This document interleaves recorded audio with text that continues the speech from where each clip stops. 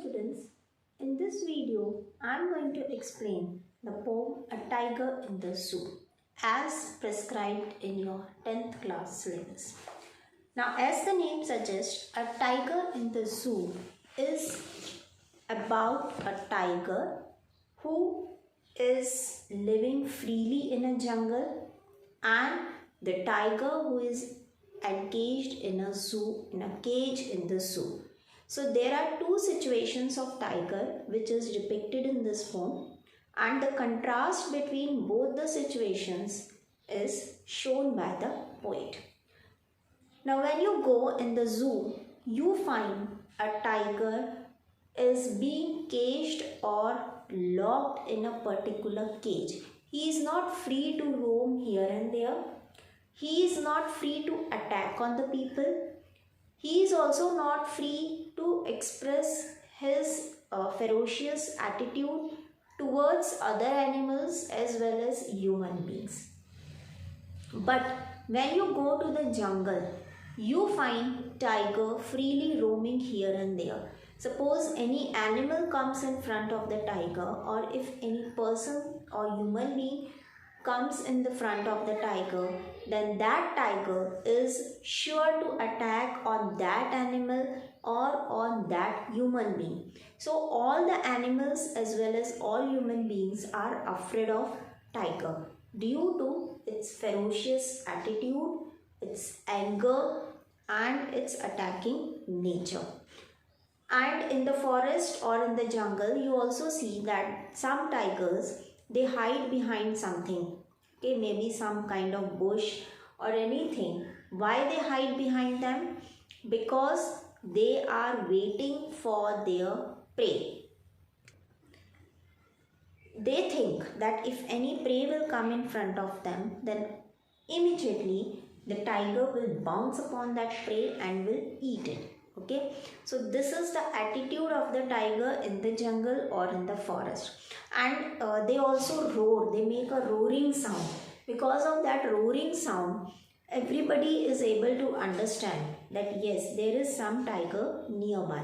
So everybody becomes cautious, or all they get the warning of not going in front of the tiger, otherwise their life will be in danger. But when you go in the cage, you will see that the tiger is just helpless. He cannot do anything. The visitors, they come and see the tiger. They clap, they enjoy looking at the tiger. Why they clap and enjoy? Because they think that in the jungle, tiger is the king. But now in this zoo, tiger is helpless. Tiger cannot attack on anyone. Okay, it cannot pounce on anyone. So being helpless, the human beings, they enjoy to see the animal who is helpless or who cannot do anything. So just because for their own sake of entertainment, the visitors come in the zoo and they see at the tiger and they are very happy. But the tiger is not happy to see to the people. Why? Because he is not free enough to attack on them. He cannot express his anger also. That anger is within himself, but that feeling of anger is not able to come out of him. Okay, so that is within himself only. Space is also very limited in the cage. Only 2-3 steps only the tiger can move. But in the jungle, how you find the tiger can roam anywhere throughout the jungle without any disturbance, without any fear. Okay, so this is all about the contrast of the tiger in the zoo and the tiger in the jungle or forest. So a tiger in the zoo shows a tiger that has been caged in a zoo and is displayed to visitors for their recreation. Recreation means enjoyment. People come, they pay for the ticket, entry fees for the zoo, and they enjoy themselves looking at the tiger. It is a sad picture, for this creature of the wild should have been in the jungle in his natural habitat. Now what is the natural habitat? Natural habitat means the natural place of living for a tiger is the jungle or in the forest. The poem presents a contrast between the tiger prowling in the jungle and the one stalking the cramped cage. Now, the way the tiger walks in the jungle is far different from the way the tiger walks in a cage. The area is also limited and the manner of walking is also quite different. Caught and imprisoned by the deceit and cunning of humans, the tiger can only feel contempt for the species. Now, it is not very easy to catch hold of the tiger. It is only because of the cunningness, the cheating done by the human beings, that the tigers are being caught and put in the cage in the zoo. So the tiger is angry, is frustrated towards this cheating done by the humans. He ignores them when they come to see him during the day. Now, in the jungle, tiger is very happy to see human being in front of him, because at that time the human being is prey. But in the cage or in the zoo, when the people or the visitors, they come to see the tiger is not at all interested at looking to the visitors. Why? Because he is frustrated from inside. He thinks that because of these human beings only who have come to see me now, because of these people I have been here, because of their cheating or because of their deceitfulness. He ignores them. At night, from behind the bars of his cage, he stares at the stars. It reminds him of his life in the jungle, which he may never again have. Now, for the whole day, the visitors are coming to look at him.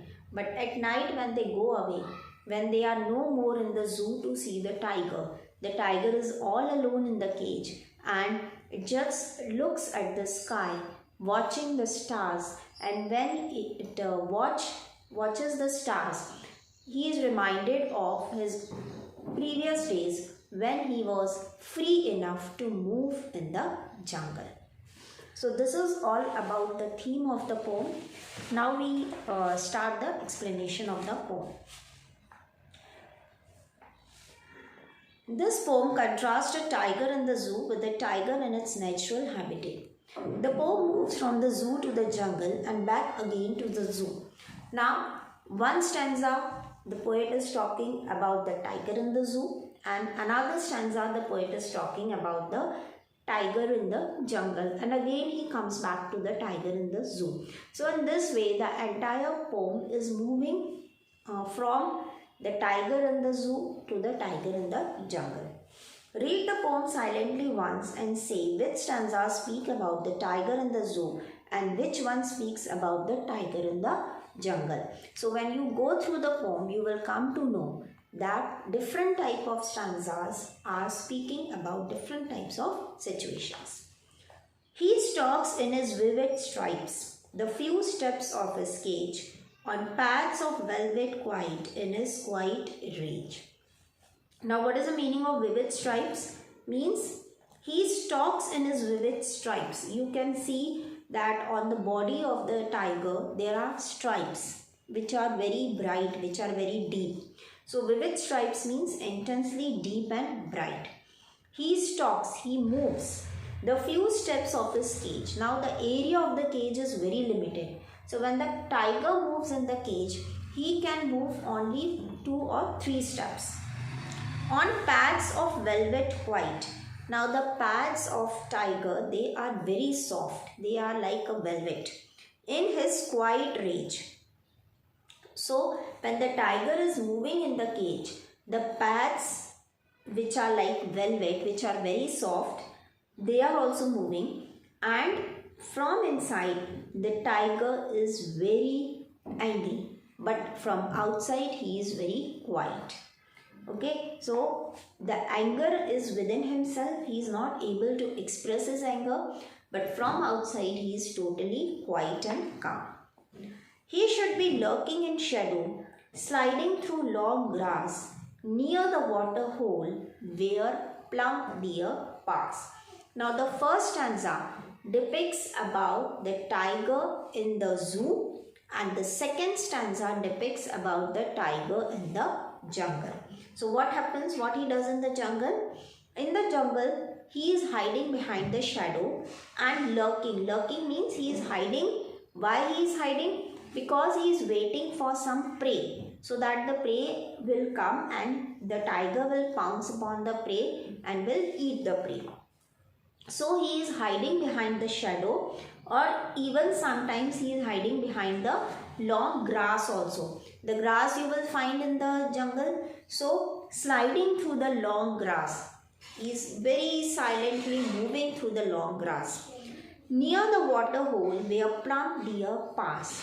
Now there is some source of water. He is hiding behind. Sometimes he is hiding behind the source of water because he is waiting for the plump. Plump means a very fat deer to pass through it, because if as soon as the deer will pass through the water hole or through the source of water or through the grass, immediately the tiger will pounce upon the deer. He should be snarling around houses at the jungle's edge, baring his white fangs, his claws, terrorizing the village. Now in the jungle, again this stanza talks about the tiger in the jungle. What happens in the jungle? He should be snarling around houses. Now what is the meaning of snarling? Snarling means make an angry and warning sound. So when he is moving in the jungle and immediately when he comes near the village, he starts making an warning sound. That warning is for the people that yes, now tiger is very near. At the jungle's edge means at the edge, at the corner of the jungle. Baring his white fangs. Baring means uncovered and fangs means teeth of the tiger. So the teeth of the tiger are uncovered, they are open.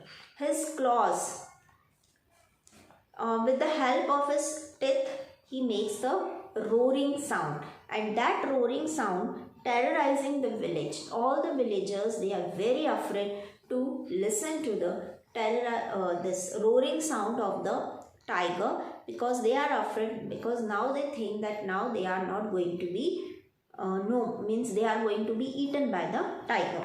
So that is a warning. That roaring sound is the warning for the villagers.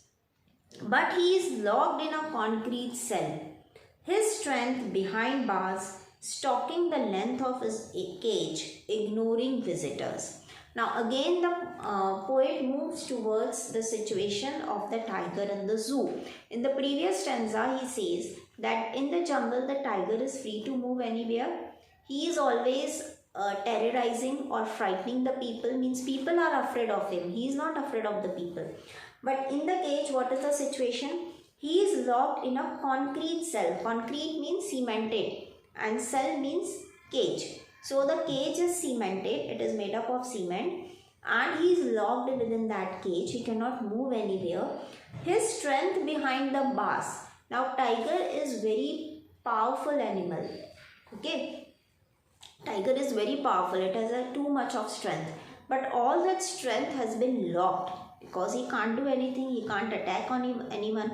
So all his strength, all his power has been locked inside the cage. But in the jungle, he is free to show his strength and power. Stalking the length of his cage, ignoring visitors. Now cage is very small. So he is just moving to and fro in the cage. Maybe 3-4 steps only he can move, not more than that. So he is moving to and fro in the cage. Even when the visitors, they come to visit him, they come to see him, they enjoy looking at him. At that time also, the tiger can't do anything. He just moves to and fro in the cage. Ignoring visitors. The attitude of the tiger is just like that. He is ignoring visitors, means he is not paying any attention to the visitors, because he has the feeling of frustration and anger towards them. He thinks that it is only because of this cunningness or cheating nature of the human beings I am now in the cage. He hears the last voice at night, the patrolling cars, and stares with his brilliant eyes at the brilliant stars. Patrolling cars means the police. Now at night, when the people are ready to go at home, when all people have left the zoo, at that time the tiger is all alone in the cage and he just looks at the stars. He counts the stars, and when he looks in the sky towards the stars, he is reminded of his earlier days when he was free enough in the jungle to move here and there or to roam anywhere and to do whatever he wanted to do. So this is all about the tiger in the zoo as compared to the tiger in the jungle. Now in short, I'll tell you about the summary. The poem, as the title suggests, is about a tiger in a zoo. It presents a situation that is in sad contrast to what the situation should have been. A tiger is caged and kept in a zoo. Confined in a small cage, he paces the cramped area, the soft pegs of his paws making no noise, and his rage too finding no expression. It means when he moves in the cage with his soft paws, there is not a little bit of noise, but anger is within inside. He cannot express his anger. From outside he is looking very quiet and calm. The tiger should have been in the jungle. He should have stalked the open spaces there. He should have lurked in the shadows or slid through the long grass near the water hole, waiting for the plump deer to pass. Rather than caged and helpless, the tiger should have been the terror of the adjoining village. Adjoining village means the village which is just near to the jungle. He should have been prowling at the jungle's edge, bearing his white fangs and claws at the humans who have now captured and caged him. In his quiet rage, the tiger can only ignore humans. He has the utmost disdain for them. Now, disdain means hatred, the feeling of hatred. His strength has been put behind bars. The situation would have been quite different had the tiger been out of the cage. At night, when the last visitor has left the tiger and the tiger is alone in his cage, he looks up at the brilliant stars in the sky. His eyes reflect their brilliance. He stares at them for a long time, no doubt thinking of his jungle where he roamed at will under the starlit sky. So the comparison is done, and through this poem, the poet wants to convey the message that we should not trap or we should not capture the animals. Because if you capture the animals, the freedom of the animals is lost and they are never happy. They are bound to that restriction. So the animals, they grow or they feel happy and enthusiastic only when they are in the free atmosphere of the jungle. So the poet has shown the negative side of the human beings, that how they are controlling the animals, wild animals, and it is their loss only. So this is all about the poem. In the next video, I'll come up with some other poem. Thank you.